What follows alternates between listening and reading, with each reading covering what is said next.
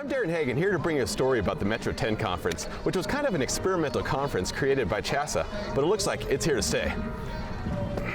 Yeah. As Colorado high school football conferences realign every 2 years, this latest cycle seems to have struck gold.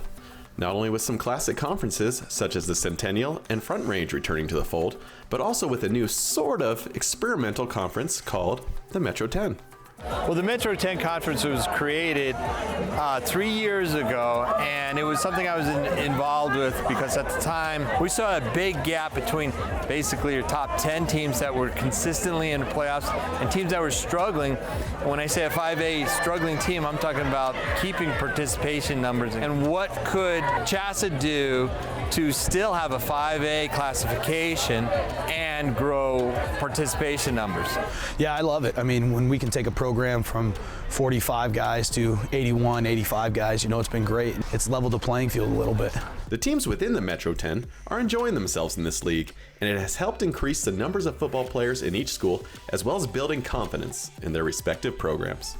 Putting this league together gave us a chance to replenish our numbers and rebuild and have that competitive balance where we compete every game. I definitely think that this conference is awesome because it gives teams a chance to rebuild and just really get, like, I guess, back to the fundamentals of football and maybe even bring up more spirit, bring more community backing, which in the end is going to be great for everyone. To have people have fun with football, and that's the end goal. I think it's a pretty good idea because it gets more people to come out and play. Like, our numbers increased from like 30 people on the team to 50 because like we're not playing the Grandviews or like Cherry Creeks or like those schools that are just coming in here and just mudholing us. A rule was instated last year that only the league champ could make the playoffs, but the seating committee couldn't ignore Denver East's 8-2 record and let them in along with the league champ, Smoky Hill.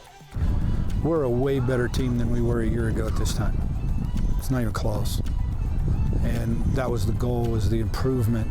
And now the challenge is for us to try to get into the playoff game in November and win it.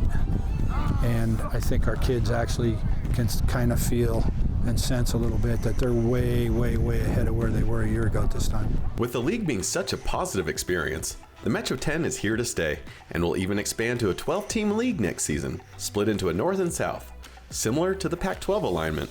You know, you've got North Glen, Westy, and Mountain Range with us kind of over by that area, and then you've got East and Far Northeast and Adams City, which are relatively close, along with Rangeview. And so, you know, they tried to keep some sort of semblance of the Front Range, so you had some sort of rivalry. I think we should stick in this league since we still have like North Glen and Westminster pretty close, and they're our rivals at the moment. Smoky Hill is leading the way again with a perfect 5-0 league play record and 6-0 overall. Will the Buffs represent the Metro 10 in the playoffs again, or will one of the other teams on the rise take their spot? I'm Darren Hagen with the Colorado Prep Spotlight.